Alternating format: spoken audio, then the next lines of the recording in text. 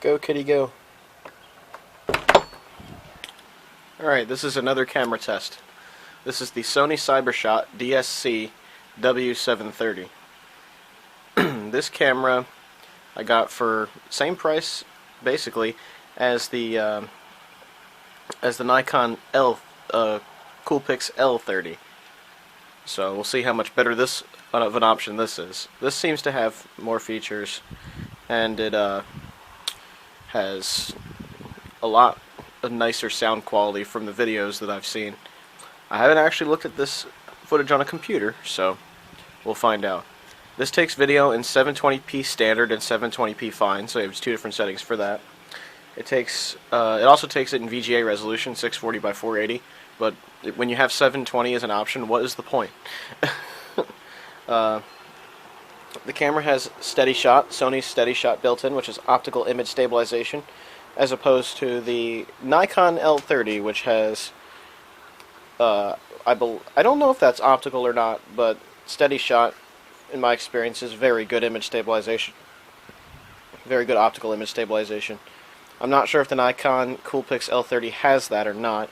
It might have digital image stabilization, if it even has image stabilization in the first place. So, there you have it. The camera takes SD cards and Sony's Memory Stick cards.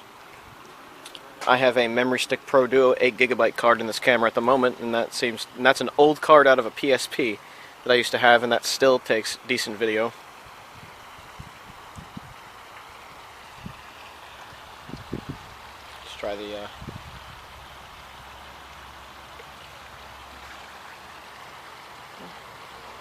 looking like on the LCD, the image quality is a little bit better.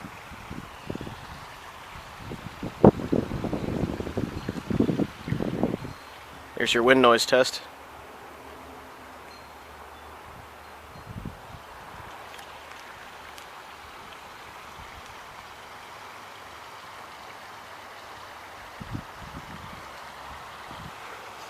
One thing that's good about this camera is it does optical zoom while you're recording video. So I can zoom in on this birdhouse here, no problem. Zoom out a little bit. You get two birdhouses.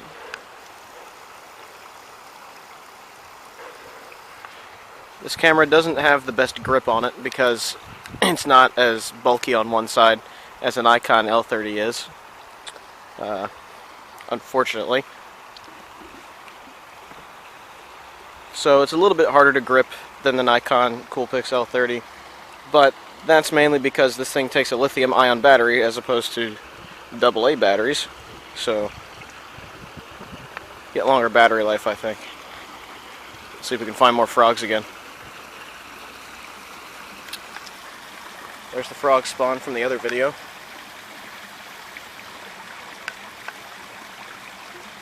Lots more frogs out of those.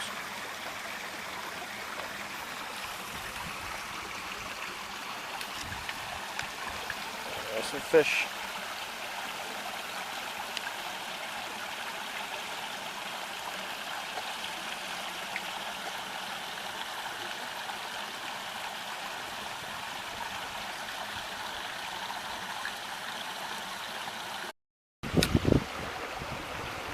Here are those purple flowers from the last test video.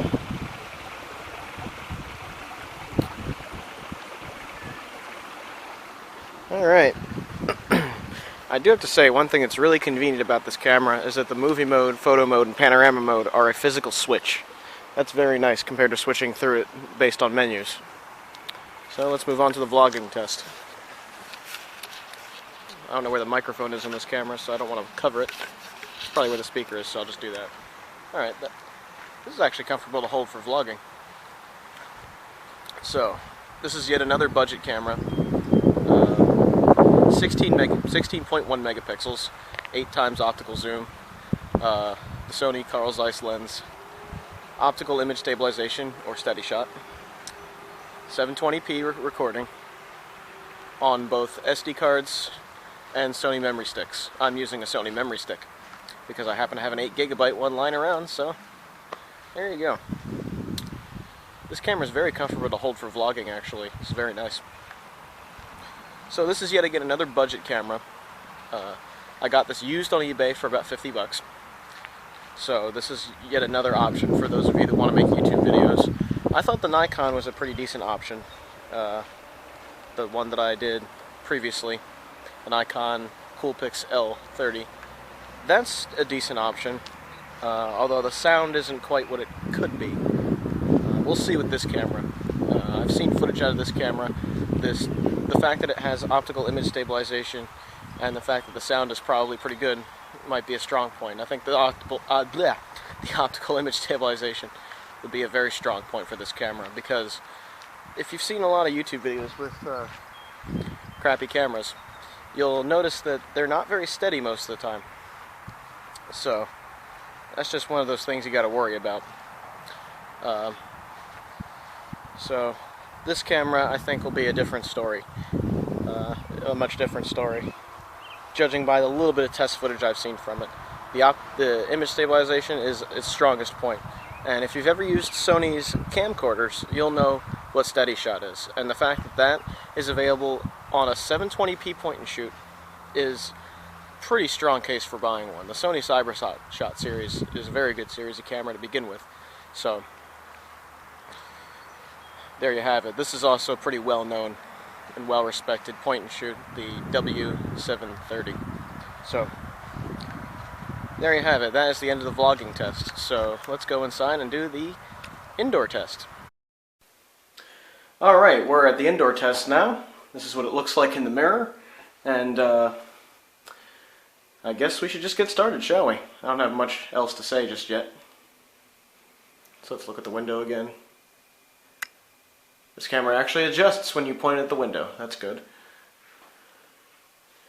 That adjusts back pretty easily. I'm actually hearing the lens when it's doing that. I don't know if that shows up in the video. So here's the rest of the room, full of crap everywhere. Here's the computing area again. Some lights above it. Big brother is watching you. There's the loon. There's a little bit of a show around the room. Here's the box the thing came in. I got this used in its original box, so the box is a bit faded, as you can see, but there it is. You can tell when it's from because FIFA World Cup 2014 Brazil. 16 megapixels, 8 times optical zoom, 25mm wide angle lens, 720p video. Apparently the lithium battery is an optional accessory. Weird. Maybe it's just a bigger battery, I have no idea. DSC W730. Came in this box here. This guy actually did a really good job with this used offer. Came with the wall charger, the USB cable, which takes that unusual connector at the end there. Let's see if we can focus on that. It's the one that's, yeah, it's that one. It's a weird connector. The Nikon Coolpix cameras that I've used have the same connector on it. So there you go. I see you saw the autofocus there. It came back. It also came with the manual to the camera, which is nice. Came in this eggshell packaging sort of a thing. Camera came in this green bag, bubble wrap bag. It also came with the wrist strap that I'm using. So I put that in, and I'm using that since it's a smart idea to use those in case you drop your camera. Especially when a camera like this doesn't have a whole lot of places to grip. Just because it's so small. Okay, so let's try the dark room test. Or not the dark room test, but you know what I mean. The darker area test. So, mid-afternoon again. It's about 4 o'clock in the afternoon. So, lighting in here is at best. Seems to have a little bit of trouble focusing. Wonder if it could focus on the air purifier. Seems to be able to do that, so there's a guitar amp. So let's go back into the lighter portion of the room. Wow, that's orange. Let it adjust.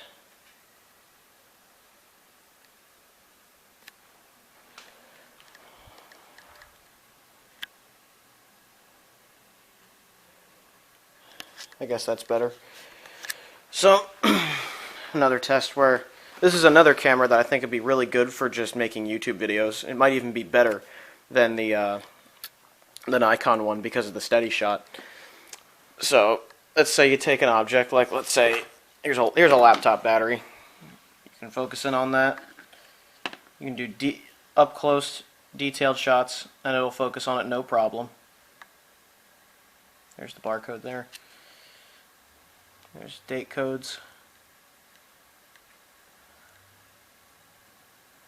Has no problem focusing in on stuff like that. The autofocus on this camera is very good.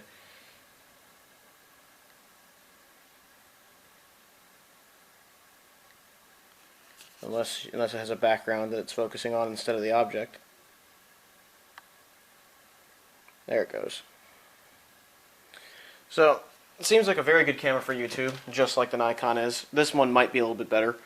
Well, this autofocus sometimes acts up. Similarly to the Nikon Coolpix L30. But generally this looks like it's a good camera for YouTube. Okay, so what are my impressions of this camera? After shooting inside and everything with, you know, the example where I do my usual YouTube video thing and point it at the ground at an object. And going outside and doing the typical outdoor test in the backyard. I think it's a pretty good camera. I looked at some of the footage on my computer, and it's decent. It's very good, especially for the about 50 bucks I paid. The sound on these point and shoots seems to be a thing that's not quite perfect. On the Nikon Coolpix L30, it seems that the clarity wasn't quite there, but the fullness of the sound was decent. I mean, there wasn't a whole lot of bass or a whole lot of treble. It was very mid-range heavy, which is kind of what you want in a point and shoot, so you get decent quality out of. It's more equalized, I think, that way. But there's still a little bit of bass, a little bit of treble, and it's clear enough that for a video it's fine. This one, the audio quality, the treble is exceptionally bright. You get very clear, crisp sound, which is very nice, as you can hear. So it's really good for vlogging in that aspect. It's really good for talk. It's really good for doing what I do, which is point a camera at an object and talk about it. When you get more clarity doing that, that's a good thing.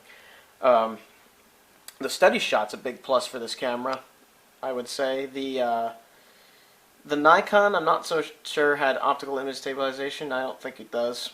That anti-vibration thing, I think, might have been digital image stabilization. I'll double check that online, of course. But one other positive about this camera I'd like to throw in there is that it zooms when in video mode optically, whereas the Nikon cameras that I've used don't do that. You have to zoom in and then do video. And I'm guessing that's to cut down on lens noise, but that's a pretty big positive for this camera, I think. Another nice positive for this camera is, unlike the Nikon Coolpix L30, this shoots in .mp4 format for video rather than .avi with motion JPEG compression. So this uses a little bit more modern of a codec, or at least a more modern container. I don't know about the codec yet, but yeah, I think that's a positive. I like MP4. That's good. That's my basic impressions of this camera. The other thing I'd like to mention is that I think is the most consistent problem with this camera is gripping it. It is such a tiny camera. It's a little bit bigger than a credit card or a debit card or a driver's license, a U.S. driver's license, you know, one of those size cards. And it also takes a lithium-ion battery, which is nice because a lithium-ion battery can last a while and you don't have to keep buying AA's if you're not into that. Personally, I like AA's because you don't have to worry about not being able to buy a battery for your camera ever again. But anyway, because it takes a lithium-ion battery, it's a slim battery, a small battery, so they were able to make the camera very tiny, which is nice because you can stick this in your pocket and just walk around with it. But on the other side of the coin, you have gripability. There is really no place to grip the camera comfortably other than the top and the sides. While I'm vlogging right now, I'm gripping it on the left and the right side of the camera with 2 of my fingers and my thumb. So it doesn't feel like the most secure grip in the world, to be honest with you. I don't like it that much. So I'd say the most consistent problem with this camera is being able to grip it. It's not as bad as something like the Sony Bloggy, where your fingers are getting in the way of everything. This one, it's just a little bit, it's just not as comfortable to grip as other cameras. For example, let's take the Nikon Coolpix L30 here. This camera takes AA's, so they had to make a nice big bulge here to fit those AA's in the SD card. But they also have these dots here, which of course is your grip. And it's contoured in a way that it'll fit around your fingers like this, and you can just, take a picture. This camera is not quite like that. It's very thin all the way around, like the lithium-ion version of this Nikon camera is. It's very thin all the way around, and it's not the most comfortable thing in the world, but it works. You can get over that. You just need to get it in a comfortable position and grip it in the way that feels comfortable for your fingers. It's just not quite, I don't know. I kind of like a camera that's a little bit bigger just so that I can hold it a little bit more securely. But that's my biggest gripe about it. Everything else is fine. The picture quality is great. The video doesn't seem to wash out as much as the Nikon Coolpix L30 does, which is a good thing. If you take a look at that video, you'll notice that when I got to the white pot, it really washed out until I zoomed into it. On this one, it didn't do that. Same case when I pointed the camera at the window. In this video, it didn't wash out completely. Some cameras are not good at detecting that until you give them a lot of light, a lot of washed out light. So this camera is exceptionally good in that department. The optics are great. So overall, I'd say this camera is very good for vacations, YouTube videos, and just as a basic camera to have around for videos and stuff. I think it's a better option than a smartphone at this point. Smartphones are getting better as far as cameras go, but I think cameras like these cheap point and shoots still do a better job. This is I'd rate this as a good camera for YouTube. The sound is good, the video is good. It's definitely adequate for YouTube and adequate for shooting vacation stuff, videos, and taking photos. Overall, I'd give this good marks. So this was a blind test too. I just bought this because it was the cheapest I could find other than the Nikon, so that looked to be decent quality. So there you have it. The one thing I forgot to mention, another pro about this camera, is that it takes 2 memory stick formats. It takes SD cards and Sony Memory Stick cards, and that's very nice, I think, because I actually have Sony Memory Sticks lying around, and I was able to use an 8GB one in this camera. I'm using that right now to record this video. So that is very convenient to have multiple card formats supported. That's very cool. That's just one I'd like to throw in there. Anyway, this has been a video test of the Sony CyberShot DSC W730.